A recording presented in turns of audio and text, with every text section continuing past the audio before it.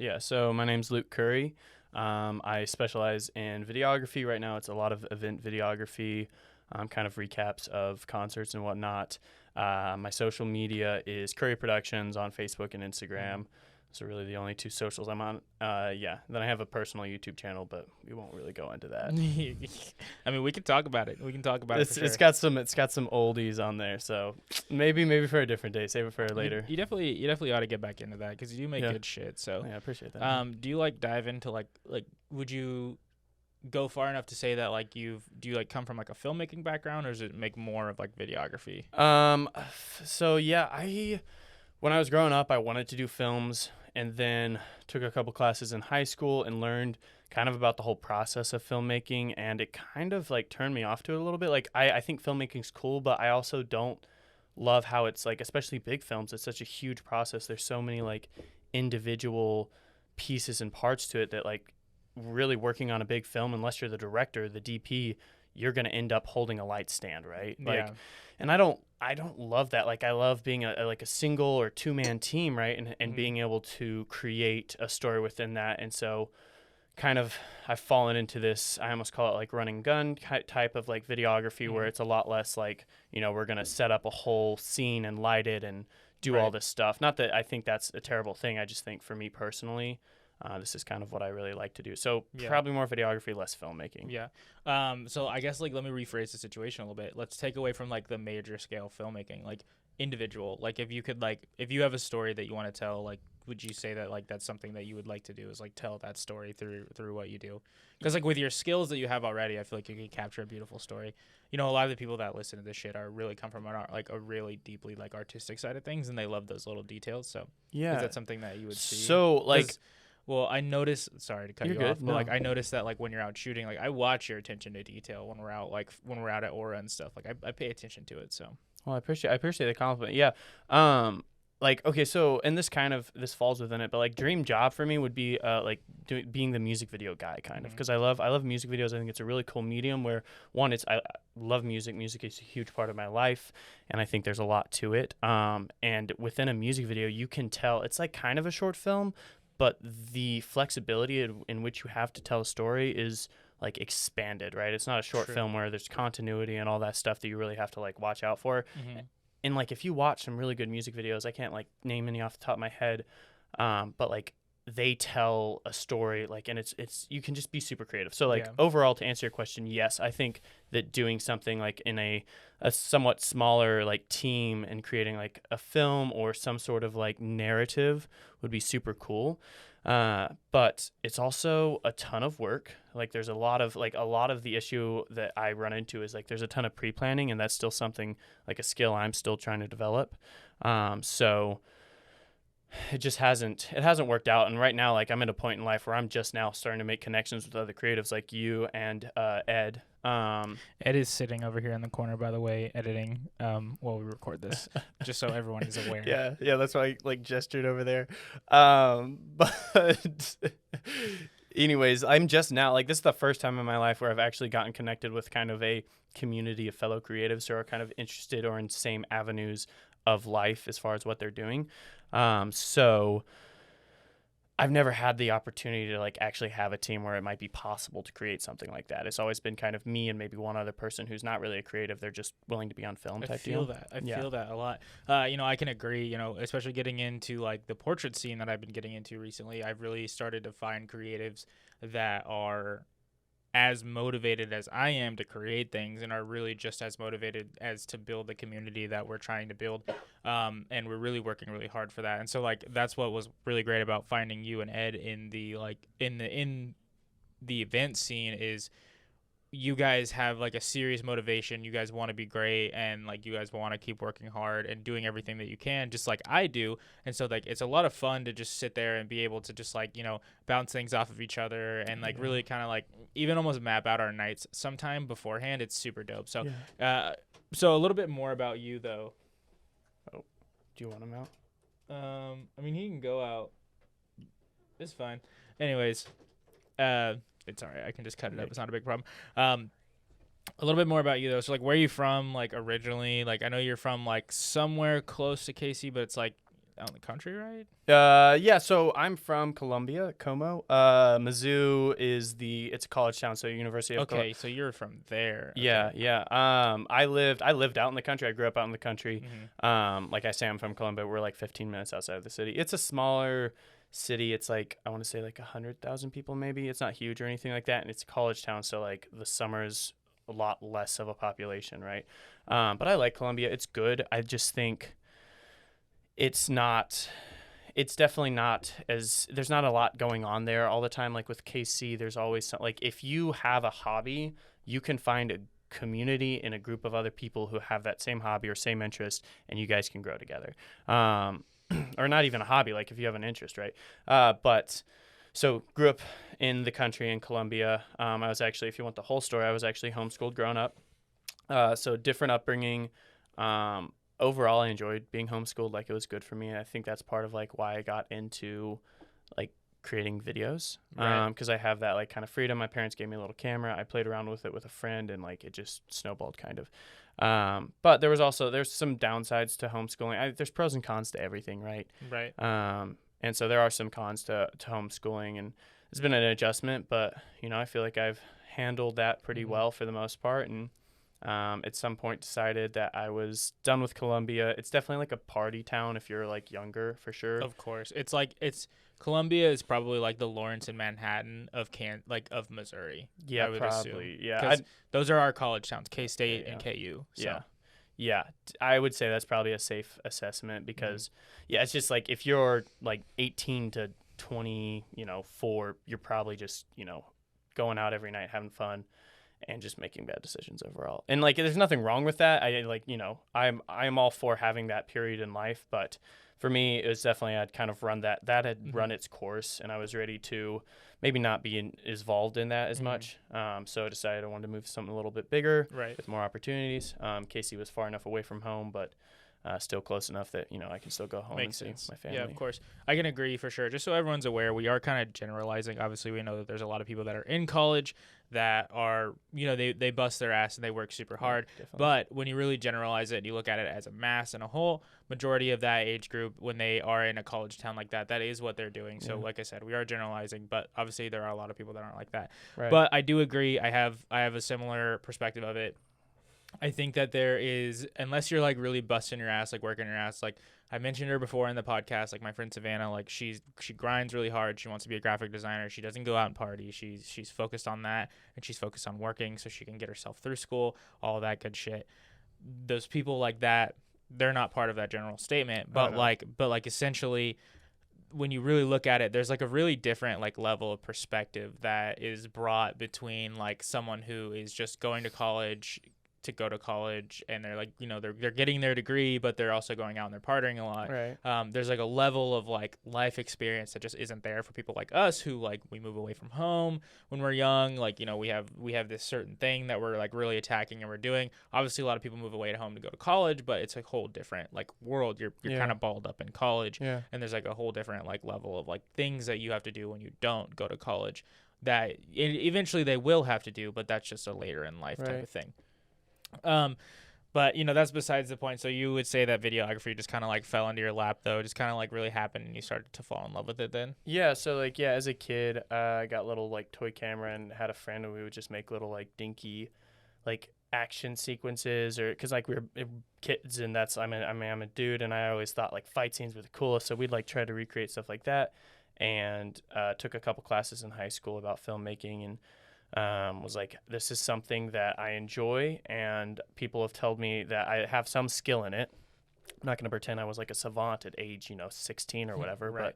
but I have skill in it, and like if those are the two things that I'm going to choose an occupation by, I feel like those are two good reasons. And so after that, I was like, this is a path that I'm going to pursue. I actually did go to Mizzou for 2 years, but it got to a point where I don't love classrooms. I don't love sitting down, and I'm definitely a hands-on learner as far as things go. I definitely learn best when it's like I'm doing it, and honestly, when I'm making mistakes and learning from those mistakes. And so got to a point after 2 years where I was like, I can either continue going to school and take on student debt, which I don't want to do, or I had the opportunity to be a PA on a couple of sets for some companies in Colombia. I was like, or I can go get paid a little bit and learn while I'm doing it. And so I took the second option. Obviously. And those, unfortunately, like those positions in those companies didn't end up like going into anything bigger. But it was definitely like super good experience. And I'm not like, I don't really have any regret about like taking a break from school. Well, and like one thing that I like to tell a lot of people, especially to like bring a level of value to people specifically, is I feel like that you really need to kind of dabble in a little bit of everything, especially in this field, but just in general in life. If you really want to find something that's going to make you happy, like you really need to dabble in a little bit of everything. So I think that it was probably the best decision for you to make that. Yeah.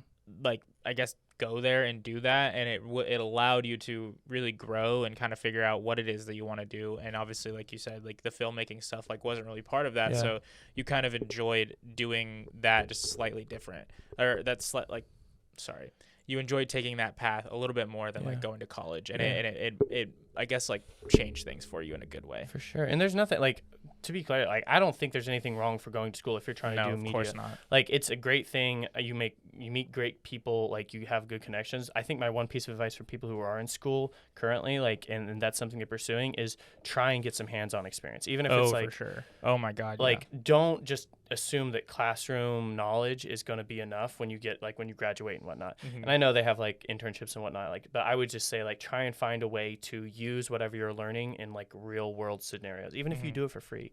Like honestly, this is probably like a Gary Vee quote. You talk about Gary Vee a lot, so you might like this. And I might also butcher this quote, but I remember like this was like a 10-second video I saw, so this might not even actually be what he said, but it was basically the extent of like someone asked him like, how much should I charge for my time?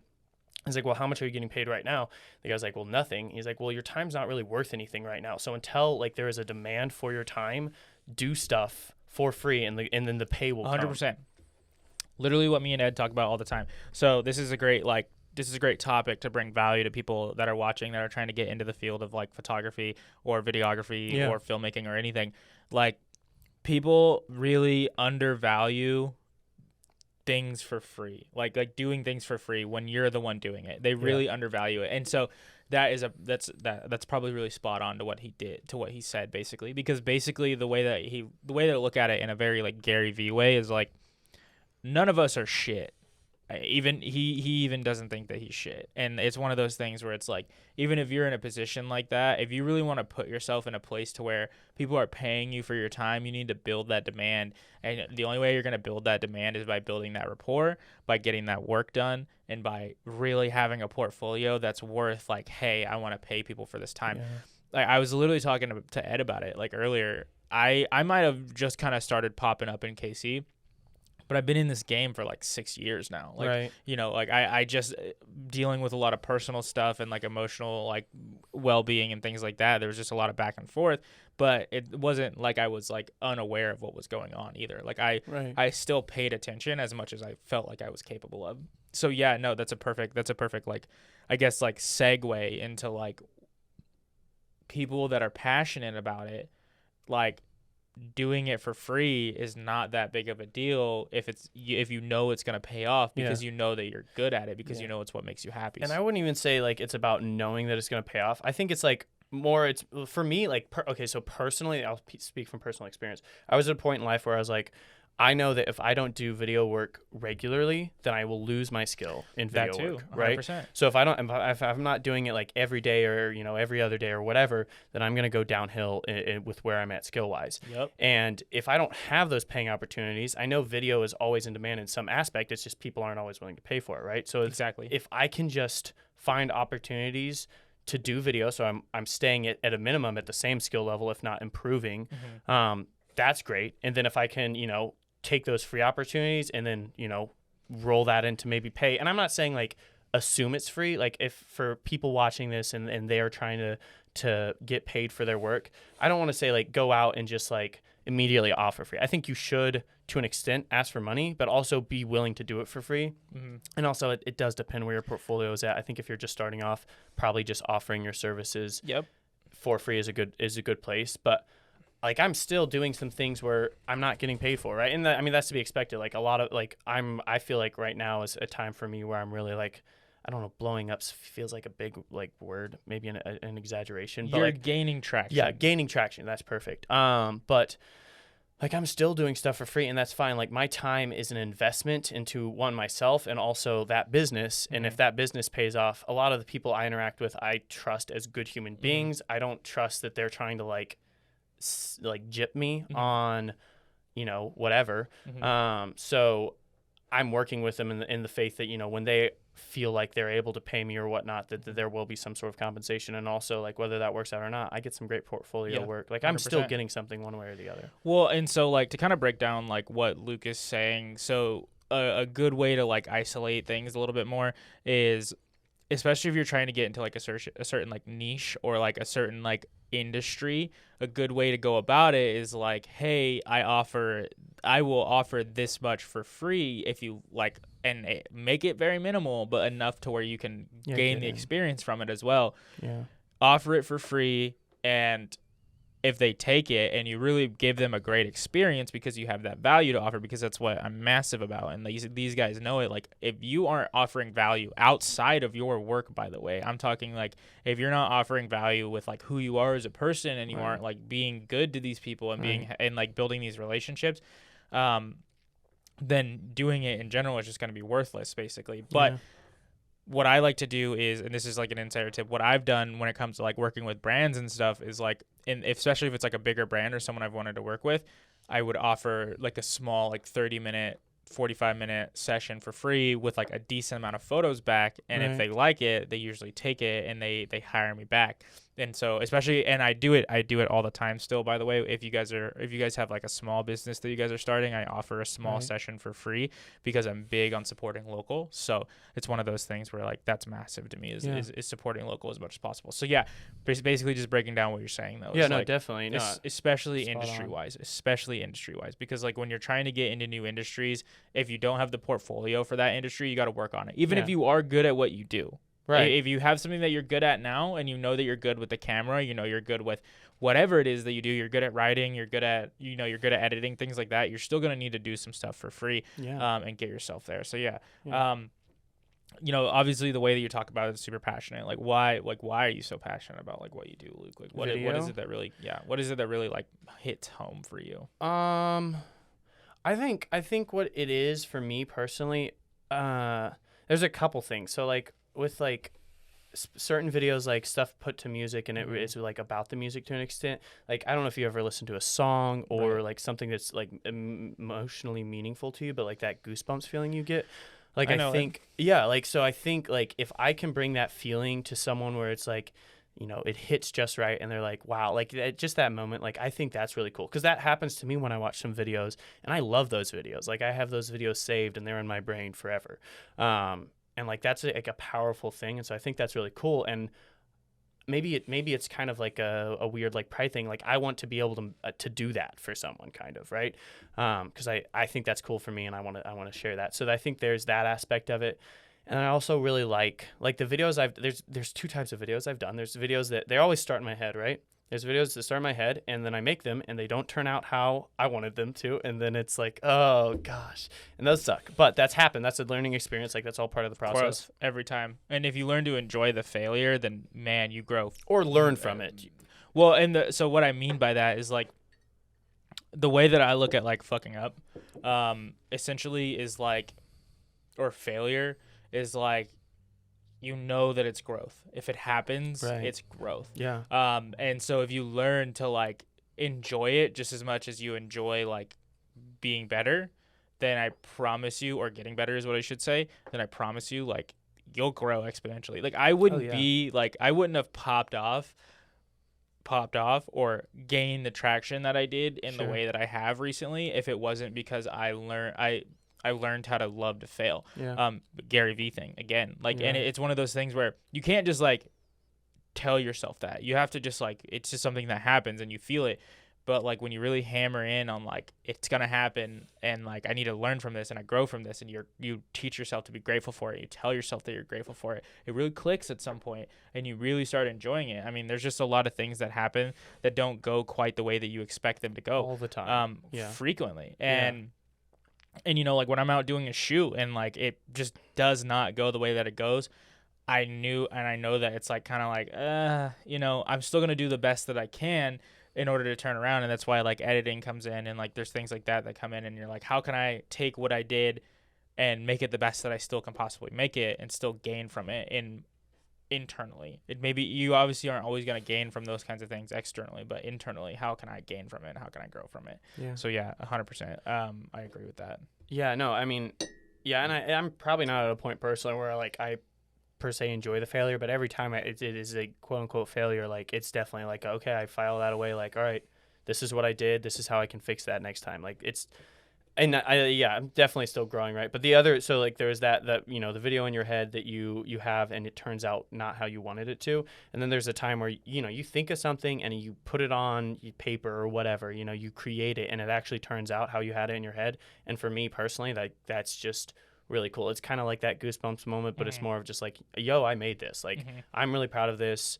And there's been some things like I've put on my Instagram that I'm like, I love this. And sometimes I'll get down because like, personally, I don't feel like it receives the love that it should because I poured into it. Care. Right. And I shouldn't. And like, it's part of those things where I know something and then I still feel something kind of like, I know that I enjoyed making it and I think it's cool and that's enough for me. But also there's that little voice in my head that's like, oh, dude, why didn't it blow up? What's wrong? What are you doing wrong? Like there, and I think that's with everyone. Everyone has that sort of like, we want every human being wants approval or acceptance or love to some extent. And so a lot of the times when I put out work that I have like poured part of, I don't know if soul is the term to use, but like poured part of myself into, and it doesn't do quite as well as I wanted it to. It's definitely like, I need to remind myself, be like, hey, just making this was enough for me. Like just making this, even if no one else saw it, really, like that should be enough. Man, yeah. And the more that you say that to yourself and the more that you feel that, I promise you, like the day's going to come where you're like, I don't care. Yeah. I don't care. For sure. You know, I don't care about like the amount of like followers I've gained or the amount of the amount of like followers to like ratio that I get on Instagram, because that's kind of like whatever to me at this point. It's more like, I love everything that I'm putting out because I put in that time and that effort into the things that I'm putting out. And even if it's not up to par or like it's not quite exactly what I always put out, sure, if I enjoy it, then that's what's important. And the more that you enjoy it, that's what's important. And so like you know, speaking of like putting things on paper, things like that, like what are some things that you do like going into a show that like you make, maybe to like, is there any like pre-planning you do before a show, like even if it's just like mental, like what do you do? Yeah, that's a great question. So it's kind of, it depends on the show, and oftentimes like the short answer is probably no, to an extent, because at this point I've got kind of a formula in my head. Like I already know that I need like 4 or 5 basic shots and variations of those 5 shots, right? And so it's not like, especially, so like right now, like I said, I've been doing a lot of event and concert videography. So a lot of the times you don't have a lot of control about setting up things. Like you're not directing, you are trying to capture candid moments for basically. So a lot of that stuff, it's more of like, at most, I will try to find the track that I'm going to use. And sometimes it's not even that. I'll find the track that I'm going to use for the edit and pre-plan maybe 3 or 4 shots. I'm like, all right, I'm going to have this here, and this here. And then everything else, I'm just like, I know that this type of shot turns out good, and I'm going to be looking for that. But oftentimes, a lot of the times, I just look for people like, for shows, like people really enjoying themselves or smiling. Like it's just like like capturing the good vibes. It's kind of cliche, but like of the show. But no, there's not, honestly, like, and that's something personally that I probably need to work more on. I don't know so much for like concert recaps, because I feel like what I've got going on right now does work. But for just like videos in general, it's definitely helpful to, every time I do pre-planned shots, those shots always turn out well. I think that's something that you should look into doing shows as well, because especially because like with how much you shoot at Aura, like you have the knowledge of Aura to like literally plan out the shots how you want them. Because especially on certain nights, especially on dubstep nights and things like that, there are things that are guaranteed to happen within the crowd every time. There's guaranteed things to happen with the DJ every time. So I think it's something to just, you know, it's a good way to look into and kind of bring that a little bit more like artistic value and to bring yourself more value in your work as well. And that's something that I always recommend to people that are doing anything with a camera in general, is to like really think about it a little bit more beforehand, because like the run and gun is fun. The run and gun is fun, but it gets overwhelming at the same time. And kind of stressful, because you're like, I mean, you can end a shoot and you're like, well, I think I got some good stuff, but you won't really know until you go back and look at it. And at that point, if you didn't get enough good stuff, then you're SOL. Like, what you gonna do? So I definitely, I feel that it's a skill I need to work on. I'm bad about pre-production, but. And always like growing. It's one of those things, dude, where if you like ask anybody that's like in it, it's like especially in the beginning, like they think that pre-production is just like not a big deal. Oh yeah. And when you learn just how important pre-production is, it changes everything. Huge, yeah. For sure. You know, obviously with what we do, there's not quite as much as there is with like the filmmaking or like our studio, like the studio homies that I work with. Like there's quite a bit more into that. Sure. But still, you know, like there's some things that I want to do in the future with like cosplayers. I want to find a couple cosplayers in KC. If any of you that are listening to this are cosplayers, let me know, because I really have some ideas. But I really want to pre-plan it out and like really think about it. Like I already have like visions of spots and things like that in my head, but like and outfits and all that. But that's besides the point. Basically, pre-production is very important with everything, and you know, even we know it. Even if we do feel like going out and running and like, you know, run and gunning, depending on the show. We know that pre-production is pretty important as well. For sure. So speaking of the EDM, like shooting shows at Aura and stuff, I'm going to ask you a couple questions that I asked Ed. And I'll just kind of sum it up in like one question, really. What are a couple things that you are really fond of about like the video photo, like EDM scene? And what are some things that you're not fond of? From a video standpoint, not just the EDM scene as a human being? Either or. Give me one of each. So things are we talking about all across the board, not just like Aura, right? All across the board. Okay. Things I'm fond of as a human being, like I love the EDM community. I think that of like the communities where like, you know, to an extent EDM, I wouldn't say is about partying, but that's an aspect of it for sure. That's one of the most like chill communities, or like accepting or loving, however you want to put it, that I have ever met. Like I've never seen, like at an actual EDM like show, I've never seen a fight break out. Like even if, you know, maybe sometimes things get a little crowded and people are pushing against each other, 9 times out of 10 everyone seems to like be like tolerant. I don't know if that's the best word to put it, but like I feel like a lot of times people in that community are like way less high strung.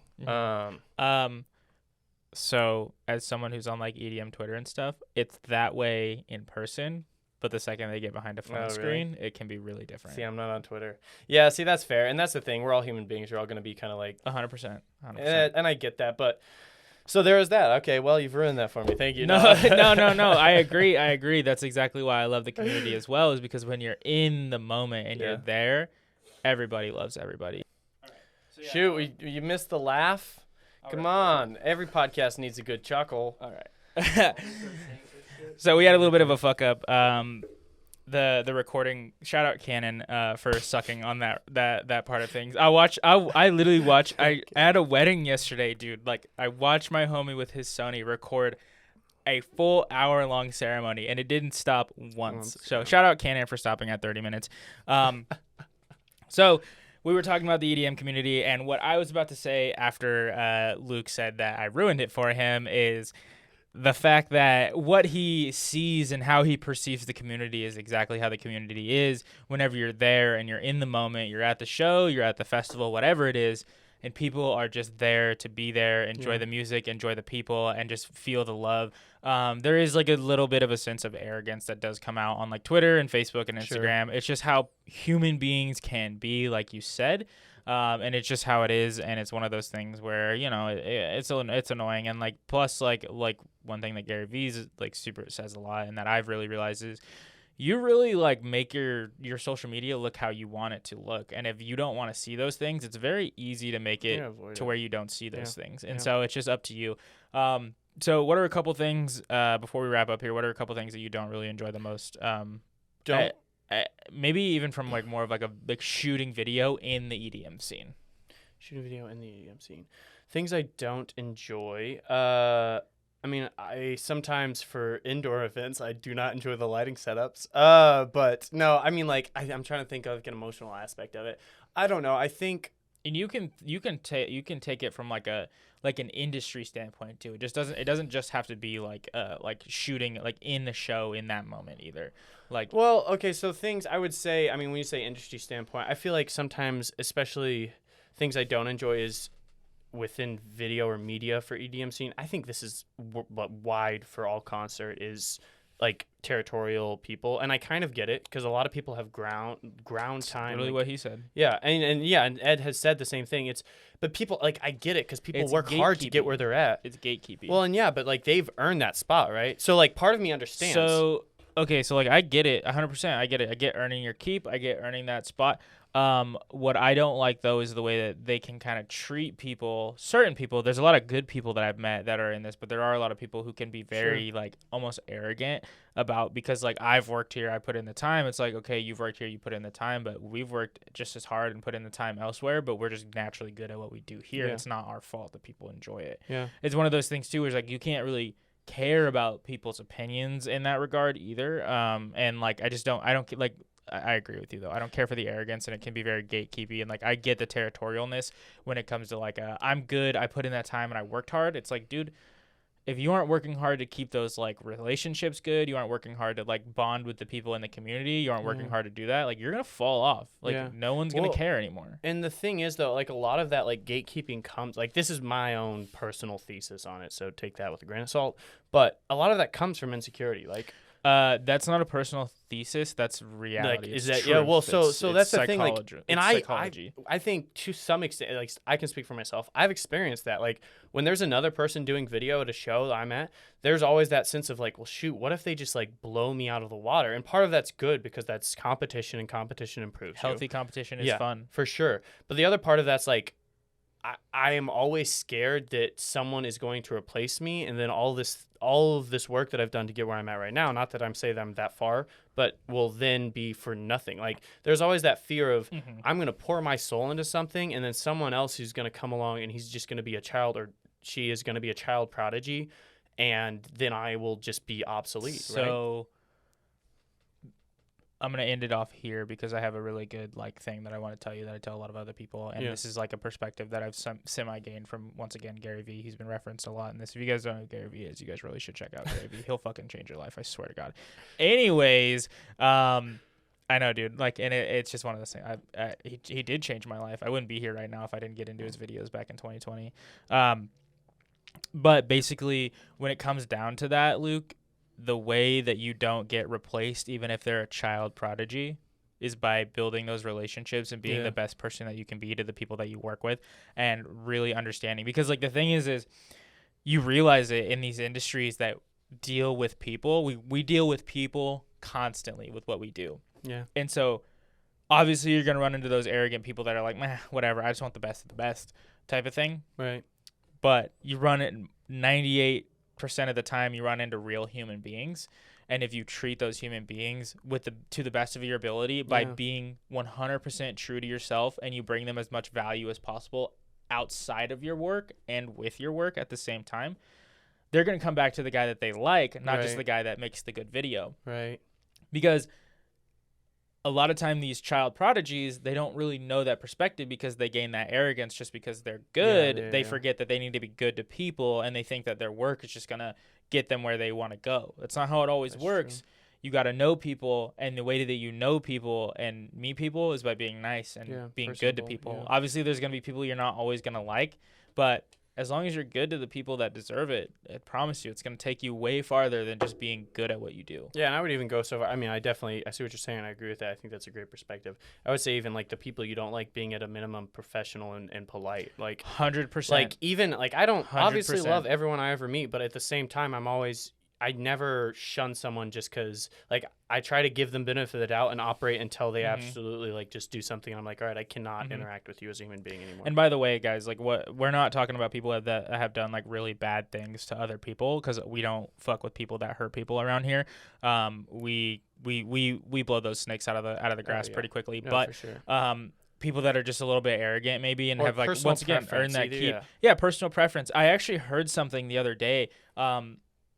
On a podcast I was listening to, the guy was saying, he was like, I base my interaction with people based off of how far away they can be in order for me to love them. So some people, I can only love them like by texting them once or twice a year or once or twice a month, and I can only love them by like giving them a what's up from across the parking lot type of thing. And I think it's a great perspective to have, because you don't always need everybody right at your hip.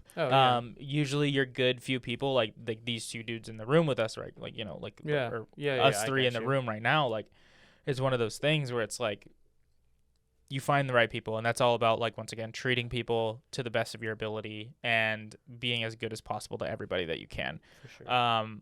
And so that's just like the best piece of like value that I've ever gained from that, because I've learned that being good to people and hyping people up and, you know, showing that kind of love and affection towards people and really just like trying to teach people to better themselves is like what I love to do. That's why I do this. Yeah. That's why I've been making the Discord community and all that good stuff, like, because I want people to better themselves through things that I offer to them. Yeah. It's not about me. It's just that I give them the tools and I want them to use those tools. Yeah, that's awesome. No, I'd agree with that. But yeah, Luke, thanks for coming on, man. Luke is the first user of the new podcast setup, and it's clean. What'd you think of it? It is amazing. This man has outdone himself for sure. I appreciate it, man. It was worth making the investment. I love the Rode Pod mics.